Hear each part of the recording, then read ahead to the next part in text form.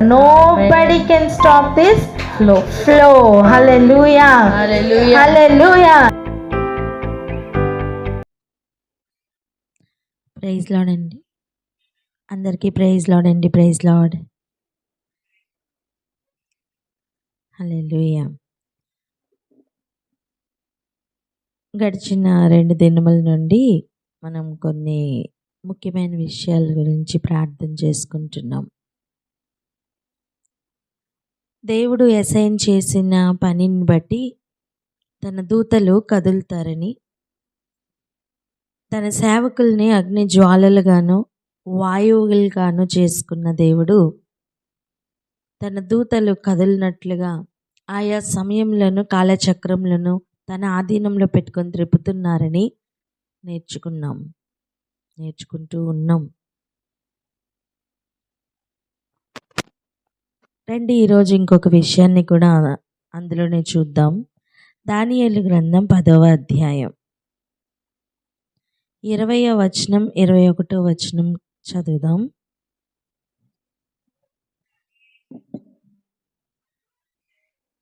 21వ వచనం. హల్లెలూయా. అతడు నేనెందుకు నీ యొద్దకు వచ్చితినో అది నీకు తెలిసినది కదా. నేను పారసీకుడగు అధిపతితో యుద్ధము చేయుటకు మరలా పోయేదను. నేను బయలుదేరుచుండగానే గ్రేకీయుల దేశము యొక్క అధిపతి వచ్చును. అయితే సత్య గ్రంథమందు రాసినది నీ పదను. మీ అధిపతియకు మిఖాయేలు గాక ఈ సంగతులను గూర్చి నా పక్షంన నిలువ తెగించిన వాడొకడును లేడు. హల్లెలూయా. ఈ మాటలన్నీ చెప్తున్నది ఎవరు? గాబ్రియేల్ దూత. ఎవరితో చెప్తున్నారు? దానియేలుతో చెప్తున్నారు. ఎవరి గురించి చెప్తున్నారు? ప్రస్తుతం జరుగుతున్న యుద్ధము గురించి వివరించి చెప్తున్నారు. ఇంతకీ ఈ యుద్ధం ఎందుకు జరుగుతుంది?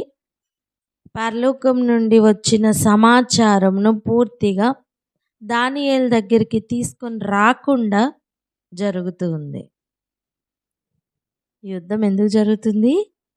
పరలోకం నుండి దేవుడు అనుగ్రహించిన సమాచారమును తనకు అనుగ్రహించకుండా మధ్యలో అడ్డగిస్తూ జరుగుతున్న యుద్ధం. ఈ యుద్ధంలో పాల్గొన్నది ఎవరు? పారసీక దేశపు అధిపతి, అతని సైన్యం. దీనిలో పోరాడుతున్నది ఎవరు? గాబ్రియేల్ దూత. మిఖాయేల్ దూత వచ్చి ఆ యుద్ధంను టేక్ ఓవర్ చేసుకొని గాబ్రియేల్ని భూమి మీదకి పంపించినట్టుగా మనం చూస్తున్నాం. కొన్ని కీలకమైన విషయాలు మాట్లాడి నిజానికి దానియేలుని బలపరచి అసలు దానియేలుకి ఎందుకు భయం వచ్చింది? ఎందుకు చచ్చిన వన్వలే అయిపోయాడు? అసలు హృదయం అంతగా ఎందుకు కలవరపడింది అంటే ఒక యుద్ధం జరగబోతుందని దానియేలు తెలుసుకున్నాడండి. దర్శనంలో ఒక పెద్ద యుద్ధం జరగబోతుందని దానియేలు తెలుసుకున్నాడు. అదే మనం ఈ ప్రారంభంలో చూస్తున్నాం. కోరేషు పరిపాలన కాలంలో 3వ సంవత్సరంలో దానియేలుకి ఒక సంగతి బయలుపరచబడిందట. 1వ వచనంలో గొప్ప యుద్ధం జరుగుతుందనే సంగతిని గ్రహించాడట. అండ్ అది కూడా దర్శనము వలన తనకి తెలిసిందట. ఆ దర్శనం సంగతి ఆలోచిస్తూ తను సంతోషంగా కూడా భోజనం చేయలేక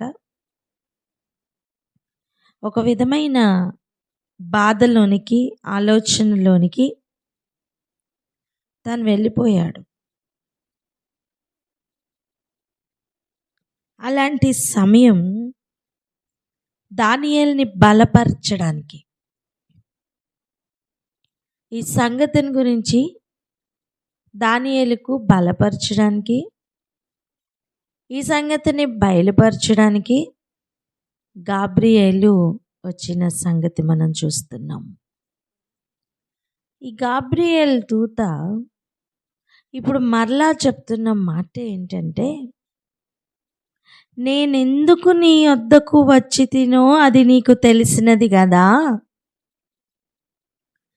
అయ్యా దానియేలు, నేను పారసీకుడగు అధిపతితో యుద్ధము చేయుటకు మరలా పోయేదను.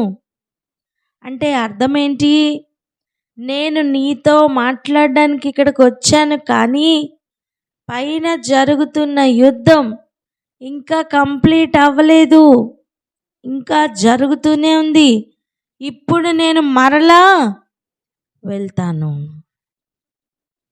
నేను వెళ్తున్నప్పుడే, నేను బయలుదేరుచుండగానే, నేను వెళ్తున్నప్పుడే మన ఈ దేశంనకు, ఏ దేశం? కోరేషు ప్రస్తుతం పరిపాలిస్తున్న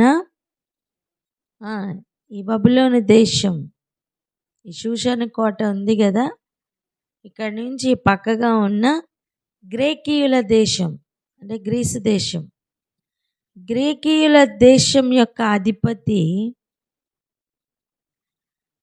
కూడా వస్తాడట. ఎక్కడికి వస్తాడు? యుద్ధం జరుగుతున్న స్థలం నాకు. ఆల్రెడీ పారసీక దేశపు అధిపతి మిఖాయేలు యుద్ధం చేస్తున్నారు. ఆ స్థలమునకు గాబ్రియేల్ నేను కూడా వెళ్తున్నాను. నాతో పాటు ఇక్కడి నుంచి గ్రీసు దేశం, లేకపోతే గ్రీకీయుల దేశం యొక్క అధిపతి కూడా వస్తాడు. అప్పుడు ముఖ్యులు ఎవరెవరు యుద్ధం చేస్తుంటారండి? పారసీక దేశపు అధిపతి, గ్రీకీయుల దేశపు అధిపతి, ఇద్దరు ఒకవైపు అయితే మిఖాయేలు, దానియేలు ఇంకొక వైపు. ఒక్కసారి ఆలోచించండి. ఒక్క సమాచారం కోసం ఇన్ని యుద్ధాలా? అలాగైతే ఇక నెరవేర్పు కోసం ఎన్ని యుద్ధాలు జరుగుతాయి?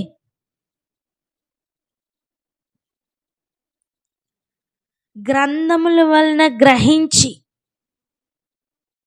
దేవుని నీతిని నెరవేర్చాలని ప్రయత్నపడుచున్న కొంతమందిని మనకి బబులోను దేశంలో దేవుడు చూపిస్తున్నారు.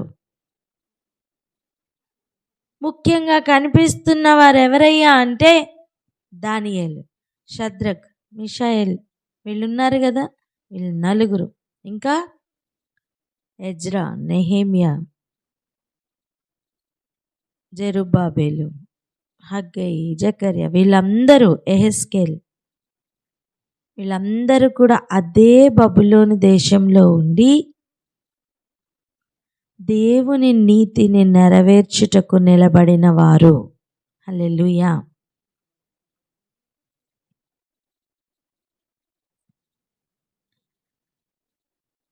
ఈరోజు ఒక్క విషయాన్ని గ్రహిద్దాం. నువ్వున్న స్థలం ఎటువంటిదైనా సరే, నువ్వు ఎవరి నీతిని నెరవేరుస్తూ నిలబడుతున్నావు? ఎందుకంటే అంత్య దినముల కొరకున్న సంభవముల గురించిన సమాచారము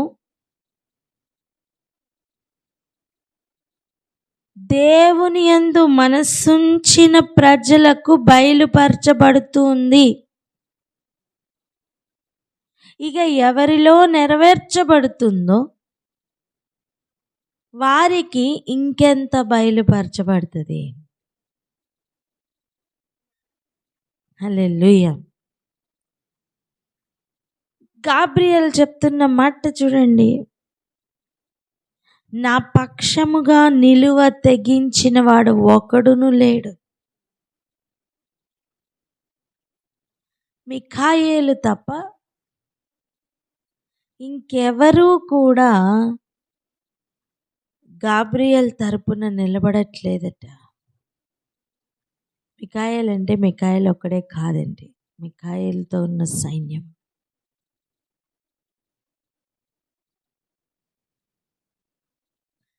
అంటే అంత్యదినముల్లో జరగబోవు సంభవాలు అంత ముఖ్యమా అంటే అవును, ముఖ్యమే. ఈ విషయాలన్నీ ఒకేసారి దానియేలుకి అర్థం కాలేదండి. చూడండి, కోరేషు కాలంలో తాను చూసిన దర్శనం, ఆ దర్శనంలో ఉన్న యుద్ధం, ఆ యుద్ధమును గురించి దానియేలును బలపరుస్తూ కొన్ని సంగతులను బయలుపరిచి, మరలా దర్యావేషు కాలంలో తన ఏలుబడిలో మొదటి సంవత్సరంలో మరలా దానియేలు గ్రంథముల వలన కొన్ని విషయాలు తెలుసుకొని మరలా ప్రార్థించుటకు ఉన్నప్పుడు ఇదే గాబ్రియేల్ మరలా వచ్చి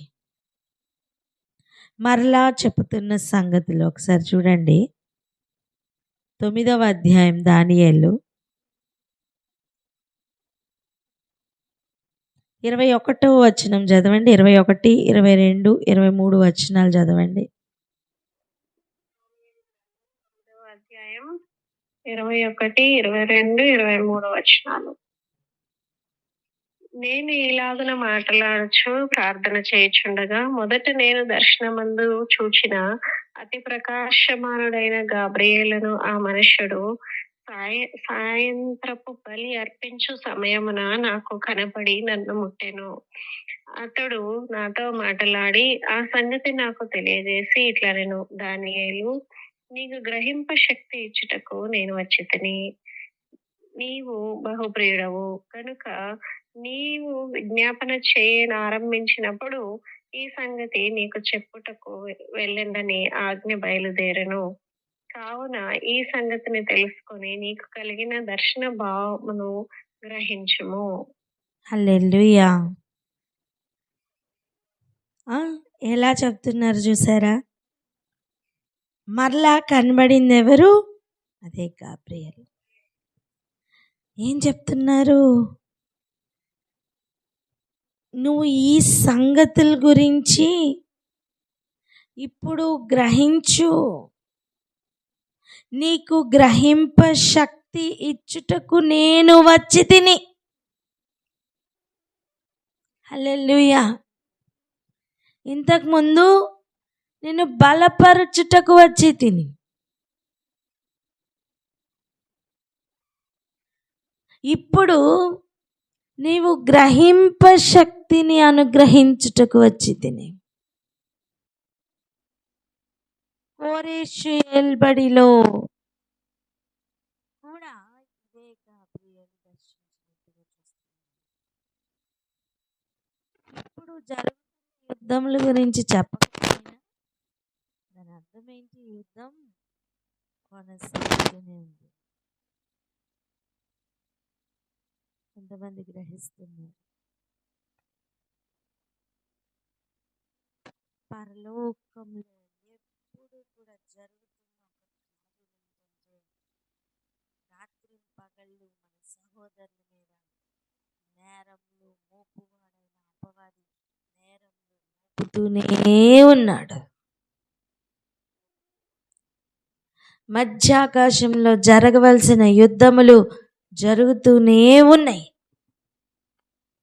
భూమి మీద ఒక్క వ్యక్తి సరిగా మనస్సు నిలిపి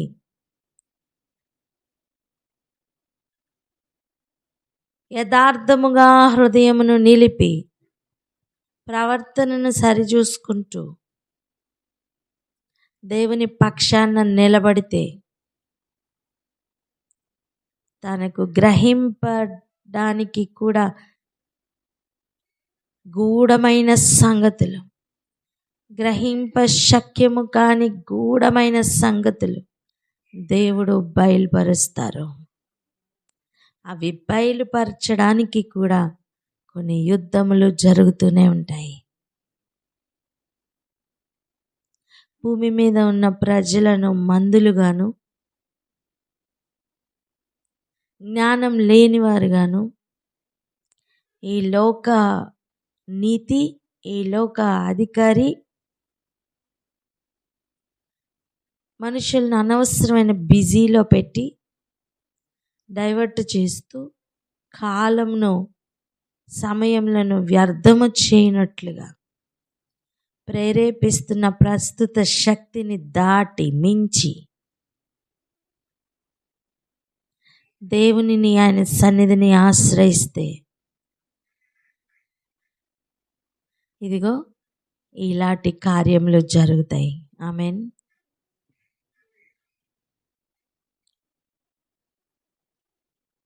కనుక ఈరోజు ఒక ప్రార్థన చేద్దాం.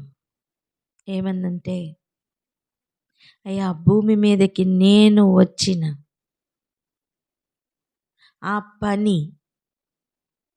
ఆ పనిలో నేను నిమగ్నం అవ్వడానికి నాకు సహాయం చేయండి అని ప్రార్థన చేద్దాం. మన పితరులతో సహా మనమందరం పాపం చేసిన వారమే. ఆయన సన్నిధిలో దానియేలు ఎలా పాపమును ఒప్పుకుంటూ ఆయన సన్నిధిలో గడుపుతున్నాడో అలా మనము కూడా ప్రార్థనలో గడుపుదాం. మనం ఎవ్వరు నీతిమంతులం కాదు కదా.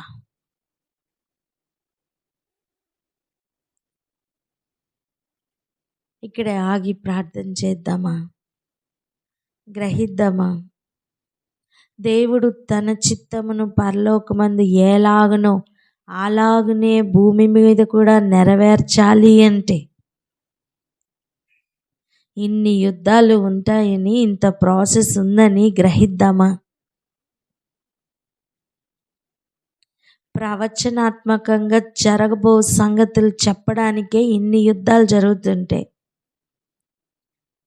ఆ సంగతులు సంభవింపబో సమయం ఇంకెలా ఉంటుందో కొంచెం గ్రహిద్దామా?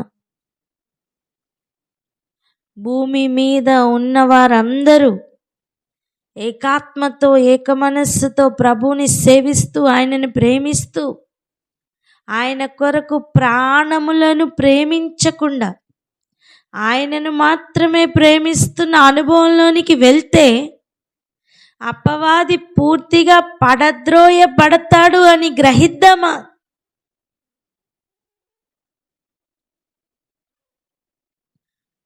ఒక్కొక్కరి జీవితంలో ఉన్నత స్థలములలో కూర్చున్న వానిని ఎవరు కూర్చున్నారో ఈరోజు గ్రహిద్దామా? దాని మీద దేవాది దేవుడు, ప్రభులకు ప్రభు అయిన యేసయ్య ఉంటే మంచిది. ఆ ఉన్నత స్థలముల్లో యేసయ్య కాకుండా యేసయ్య పేరే చెప్పుకుంటూ ఇక ఎవరు ఉన్నా గుర్తించాలి. మన హృదయంలో చోటు ఎవరికి ఇచ్చాం? ప్రథమ స్థానం ఎవరికి ఇచ్చాం? వీటన్నిటి మీద ఆధారపడి మన ముందున్న జీవితం ఉంటుంది అని ఈరోజు గ్రహిద్దామా? అందుకే ఇక్కడ ఆగి ప్రార్థన చేద్దాం.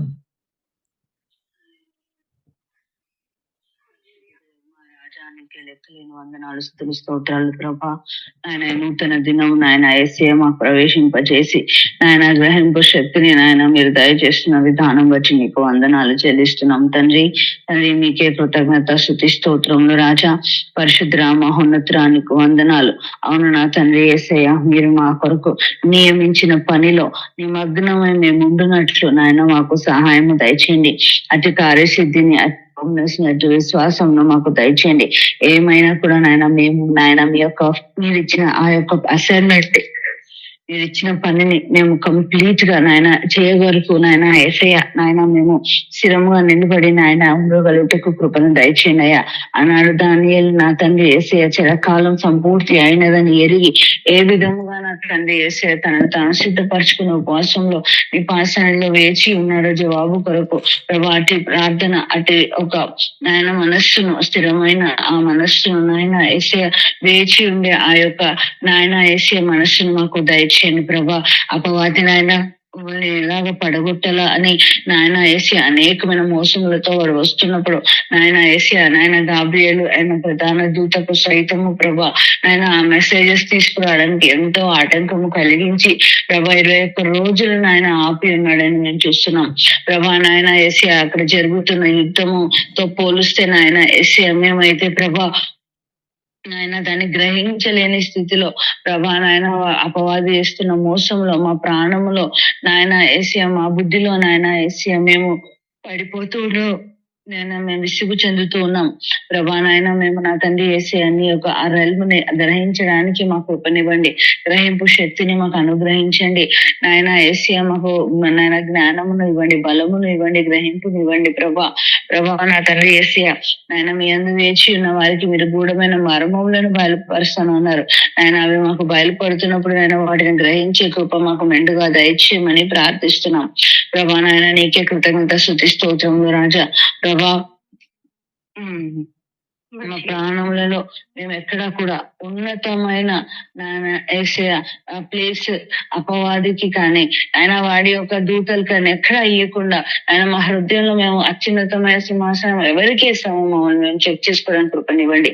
దేవుని పేరు పెట్టుకుని ఇంకా దేనికి ఇచ్చినా కూడా ప్రభా అది వ్యర్థం ప్రభా, అది వ్యర్థం ప్రభా నాయన. దానివల్ల నాయన మేము నా తండ్రి గ్రహింపు శక్తిని కోల్పోతాము, నీ యొక్క రాజ్య నీతిని గ్రహించలేక మా యొక్క అసైన్మెంట్ ని మేము కంప్లీట్ చేయకుండా అయిపోతాం. కాబట్టి మా ప్రాణ ఆత్మ దేహములను మీకు సమర్పిస్తున్నాం, ప్రాణములను నాయన వ్యర్థంగా ఎంచుకుంటున్నాం నాయన యేసయ్య. మీ యొక్క నీతిని నెరవేర్చడమే నాయన యేసయ్య ఉద్దేశంగా కలిగి ఉండటకు మాకు శక్తిని దయచేయండి. గొప్ప మాటలు ప్రభా ఇవి,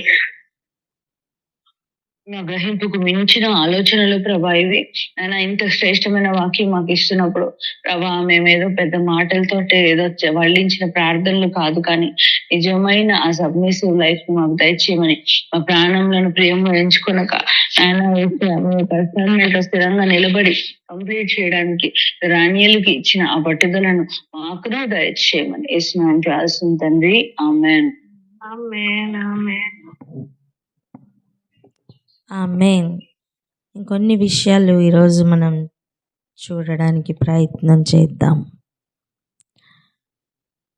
చూడండి, ప్రకటన గ్రంథంలో 12వ అధ్యాయంలో మనం ఒక మాట చదివాం 7వ వచనంలో. అంతటా పరలోకమందు యుద్ధము జరిగెను, మిఖాయేలును అతని దూతలను ఆ ఘట సర్పముతో యుద్ధము చేయవలనని ఉండగా. ఇప్పుడు గ్రహిస్తున్నారా దానియేలు చూసిన యుద్ధము ఏ యుద్ధమో? ఈ యుద్ధమే. అందుకే ఇది అంత్యకాలములో జరగనై ఉంటున్నదని అది చెప్తున్నారు. చూడండి, దానియేలు 10వ అధ్యాయం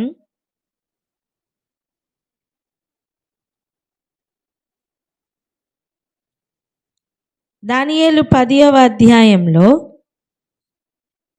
మనకి రాయించిన మాటల్లో లేదా చెప్తున్న మాటల్లో నేను చాలా భయంతో ఉన్నప్పుడు ఈ మాటలు విని నేను నేలను సాష్టాంగపడి గాఢ నిద్ర పొందినప్పుడు అతను నా చేతిని లేదా అతని చేతితో నన్ను ముట్టి గాబ్రియేల్ పలుకుతున్న మాటలు చూసారా? నీవు లేచి 11వ వచనం చూడండి, నీవు బహుప్రియుడవు గనుక నేను నీ యొద్దకు పంపబడి తిని. నీవు లేచి నిలబడి నేను నీతో చెప్పు మాటలు తెలుసుకొనుము. అంటే తను చూసిన యుద్ధమును గురించి తాను ఇక ఉపవాసంలోనికి వెళ్ళి తిండి మీద సంతోషం లేకుండా అయిపోయిన దినములు అవి. అప్పుడు దానియేలు వచ్చి చెప్తున్నారు, నేను నీ యొద్దకు పంపబడితినయ్యా, అంటే నన్ను పంపించారు, నువ్వు లే, ఇప్పుడు నేను చెప్తున్న మాటలు తెలుసుకో అని చెప్పుతూ,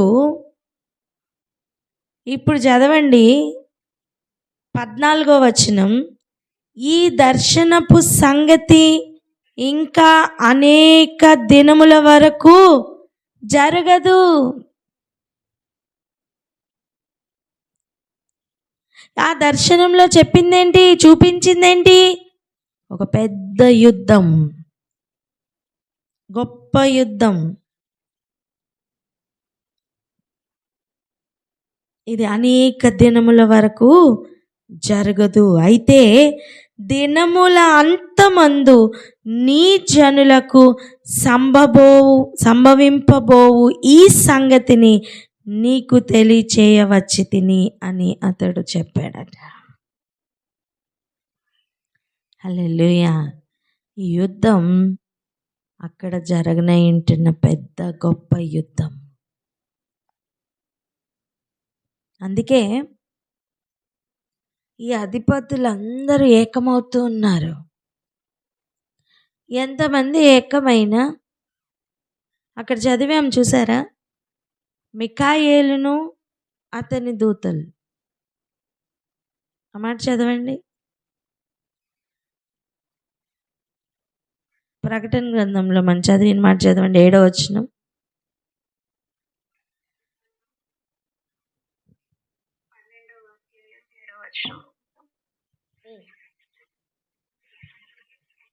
స్తోత్రం. ప్రకటన గ్రంథము 12వ అధ్యాయం 7వ వచనం.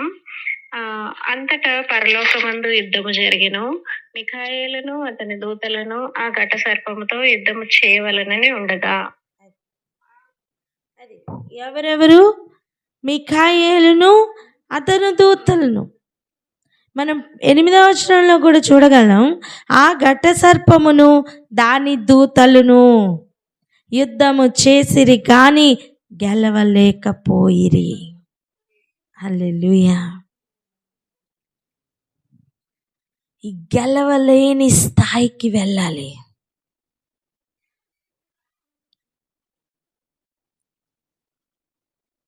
వింటున్నారా? ఈ మాట మనందరి జీవితాల్లో నెరవేర్చబడాలి. అపవాది దూతలు మన మీద నేరములు మోపడానికి ఏమీ ఉండకూడదు.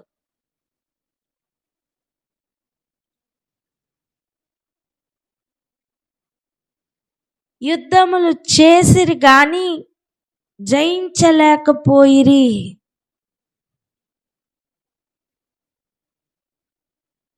అని ఎలా అయితే రాయించారో అలా నేరంలో మోపవలనని ఉండెను కానీ సాధ్యం కాలే అని. హల్లెలూయా. ఇంకా ఈ సంగతులు మనం ముందున్న దినముల్లో తెలుసుకుంటాం. కానీ ఇప్పుడు దానియేలు గ్రంథం 12వ అధ్యాయంకి రండి. 1వ వచనం.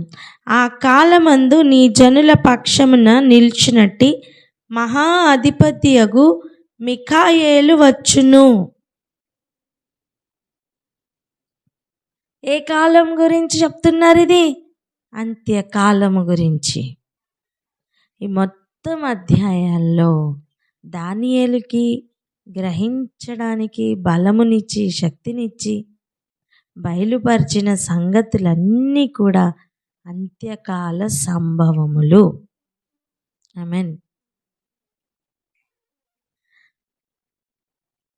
అప్పుడు నీ జనుల పక్షముగా నిలబడ్డానికి ఎవరుంటారు? మహా అధిపతియగు మిఖాయేలు వచ్చును. అక్కడ అపవాదితోనూ తన దూతలతో కూడా యుద్ధం చేయడానికి ఎవరు అసైన్ చేయబడ్డారు? అదే మిఖాయేల్, అదే దూతలు. అంటున్నారా? అంతములో జరగనైంటున్న యుద్ధమునకు అసైన్ చేయబడిన అదే మిఖాయేల్ ఈ సంగతులను తీసుకుని వచ్చి భూమి మీద బయలుపరచడానికి బయలుదేరిన గాబ్రియేల్తో కూడా తోడుగా నిలబడ్డాడు. మిఖాయేల్ తప్ప ఇంకెవరు నిలబడలేదట. మిఖాయేల్ తప్ప ఇంకెవరు నిలువ తెగించలేదట.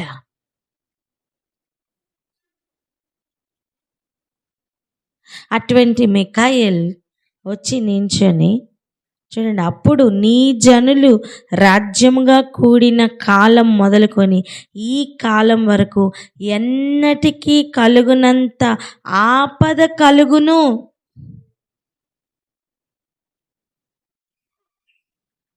యుద్ధము చూసే హృదయం వికారమైపోయిందండి. నేనేం చెప్తున్నా అంటే జరగనై ఉంటున్న యుద్ధము చూసే హృదయం వికారమైపోయింది. మనం దానికి సమీపంగా ఉన్నాం కదా అంటున్నాను.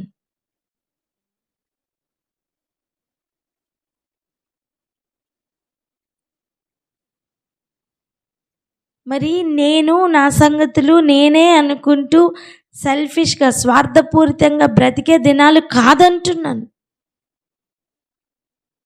ఇంకా చాలా సమయం ఉందిలే, ఏం పర్వాలేదులే అని కంఫర్టబుల్ జోన్లో ఉండే దినాలు కాదు అంటున్నా. అప్పటికి ఇప్పటికీ యుద్ధాలు పెరుగుంటాయా తగ్గుంటాయా? ఇది ఒక్క విషయం చెప్పండి. పెరిగి ఉంటాయి.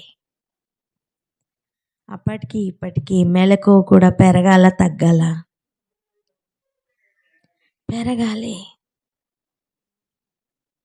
ఇంకా చాలా సంగతులు చాలా కాలం ఉందిలే అనుకొని లైట్గా తీసుకునే సమయమా ఇది? కాదని చెప్పండి. చూడండి, జనులలో చూడండి 12వ అధ్యాయం 1వ వచనంలో, అయితే నీ జనులలో గ్రంథమందు దాఖలాలైన వారు ఎవరో వారు తప్పించుకొందురు. అప్పుడు తప్పించుకొందురు అనే లిస్ట్లో మనం ఉండాలి.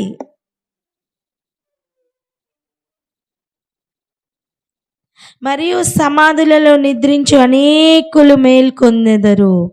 కొందరు నిత్య జీవము అనుభవించుటకును, కొందరు నింద పాలగుటకును, నిత్యముగా హేయులగుటకును మేల్కొందురు. ఈ సంభవాల గురించి తెస్సలోనికేయులకు రాసిన పత్రికలో ఒక విషయాన్ని రాస్తూ ఉన్నారు. రండి వెళ్దాం. తెస్సలోనికేయులకు రాసిన మొదటి పత్రిక 4వ అధ్యాయం 16వ వచనం ఒకసారి చదవండి. 16. పత్రిక మొదటి అధ్యాయము మొదటి తెస్సలోనిక 4వ అధ్యాయము 16 ఆర్భాటముతోనూ ప్రధాన దూత శబ్దముతోనూ దేవుని బూరతోనూ పరలోకము నుండి ప్రభువు దిగివచ్చును. క్రీస్తునందుండి మృతులైన వారు మొదట లేతురు. హల్లెలూయా. ఆ దినములలో ప్రధాన దూత అయిన మిఖాయేలు వచ్చును అని దానియేలు గ్రంథం 12వ అధ్యాయంలో 1వ వచనంలో చదువుతున్నాం. ఇంకా ఎక్కువ స్థాయిలో, హల్లెలూయా, ఇంకా ఎక్కువ స్థాయిలో ఇక్కడ మనకి రాశారు. చూడండి, ఆర్భాటముతోనూ. ఎందుకు ఆర్భాటం? జయము పొందినందున. హల్లెలూయా. వింటున్నారా? మహాయుద్ధము జరగబోతుందని దానియేలు తెలుసుకున్నాడు. కానీ ఆ యుద్ధములో జయం పొందిన ఆర్భాటం ఇక్కడ మనకు వినిపిస్తుంది. ఆమేనని చెప్పరే? ప్రధాన దూత శబ్దముతో. ఎవరి ప్రధాన దూత? మిఖాయేలు. మిఖాయేల్ దేవుని బూరతోను పరలోకము నుండి ప్రభువు దిగి వచ్చును.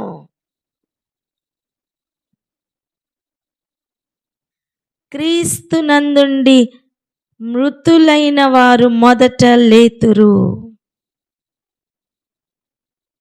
మనం అక్కడ చదివింది అదే కదా.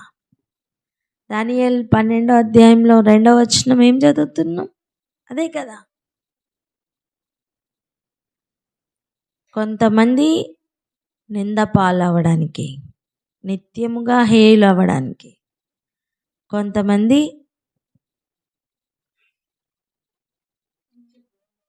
నిత్య జీవం అనుభవించుటకు. హల్లెలూయా.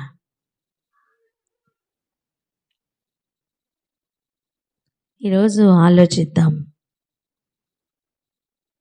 దానియేలు వింటున్న దానియేలు కూడా ఏదో ఒక గుంపులో ఉంటాడు. నీ వంతులో నువ్వు నించుంటావు అని చెప్తున్నారు. మనం తప్పించుకుంటామా? ఖచ్చితంగా ఏదో ఒక వంతులో మనం ఉంటాం, ఏదో ఒక గుంపులో మనం ఉంటాం.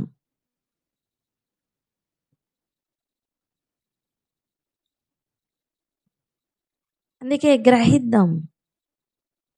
ఈరోజు మనం చేస్తున్న ఒక్కొక్క పని మనల్ని ఆ దినమున ఏదో ఒక గుంపులో నిలబెడుతుంది.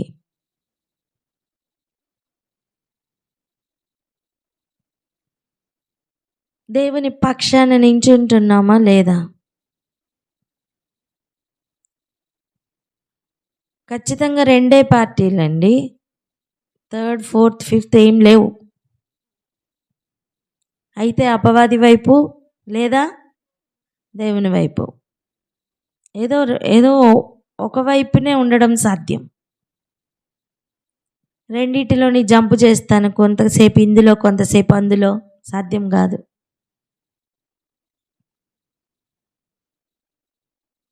మనల్ని మనం మోసం చేసుకోవద్దు. ఈరోజు గ్రహించడానికి ప్రయత్నం చేద్దాం. దేవుడు కలిగి ఉన్న ప్రణాళికలను ఆయా కాలములను బట్టి ప్రభువు చెప్పుతూనే ఉన్నారు.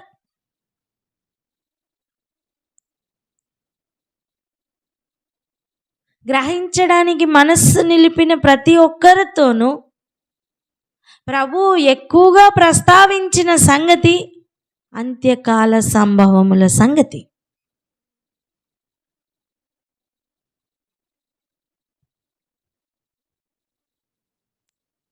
తప్పించుకుంటాం అనుకోవడానికి ఎక్కడా లేదు.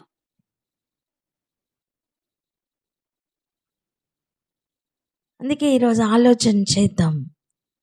మనం ఏ వంతులో నిలబడబోతున్నాం ప్రశ్నించుకుందాం. ఖచ్చితంగా జరగబోతున్న సంగతులు ఇవి. ఖచ్చితంగా కొంతమంది నిత్య జీవానికి వెళ్తారు, ఖచ్చితంగా కొంతమంది నిత్య నరకానికి వెళ్తారు.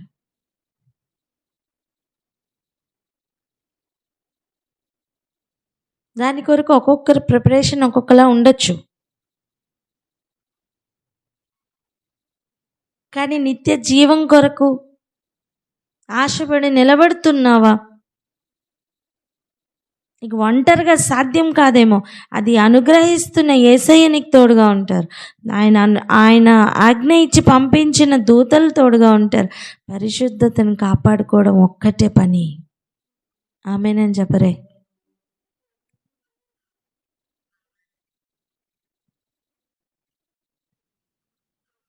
ఈరోజు అట్టి ప్రయత్నంలో ముందుకు వెళ్ళడానికి ప్రయత్నం చేద్దాం. రాత్రింపగళ్ళు నేరములు మోపే పని అపవాదిది, మనది కాదు.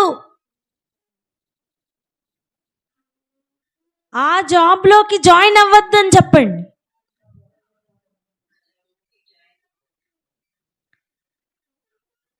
ఏ జాబ్లోకి?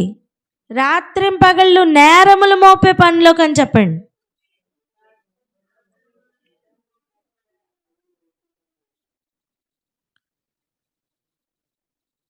నిత్య జీవం కావాలా? అయితే వేరే మార్గమే ఉంది. అది యేసయ్య నడిచిన మార్గం. నిజానికి దానియేలు కాలంలో అది అంతగా బయలుపరచబడలేదు. కానీ మన కాలానికి ఇదే మార్గం, నేనే మార్గం, ఇలా నడవండి, ఇలా చెయ్యండి, ఇలా చెయ్యొద్దు అని క్లియర్ కట్ గైడెన్స్ ఇచ్చి ఈ గ్రంథం మన చేతిలో ఉంది.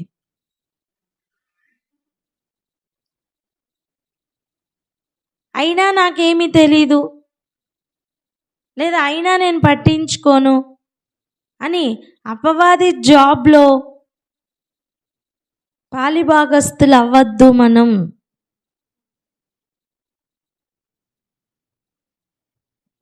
వానికి ఒక్కటే తెలుసు,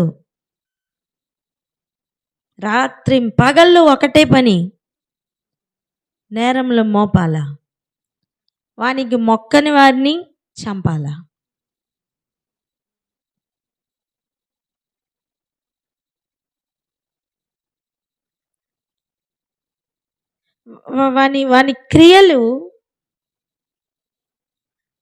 వాని క్రియలు ఎంత స్పష్టముగా తెలుస్తున్నాయో తెలుసా?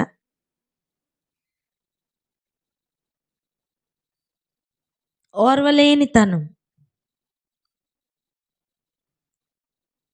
ఇవన్నీ, ఈ గుణాలన్నీ మనం కలిగి ఉండుటకు మనల్ని దేవుడు భూమి మీదకి పంపించలేదు. మన గుణములు మార్చి ఆయన గుణములతో నింపి ఒక నూతన సృష్టిని ఆయన భూమి మీద చూడాలని ఆశపడుతున్నారు. ఆమేన్. నిత్య జీవము కొరకైన నూతన సృష్టిగా మనం మార్చబడాలి.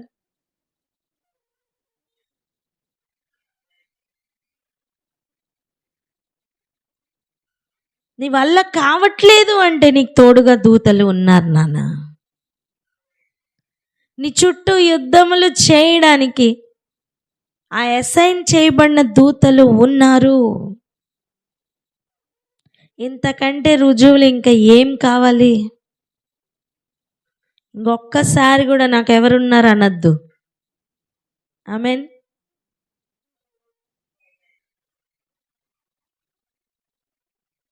నిరీక్షణ లేని ఇతరుల వలె మాటలు మాట్లాడద్దు. ఈరోజు ఇటు తీర్మానం తీసుకుందాం. నిత్య జీవం కొరకైన మార్గంలో నడుద్దాం. దేవుడు మనల్ని నడిపించునుగాక. ఆమేన్. ప్రార్థన చేసుకుందాం అక్క.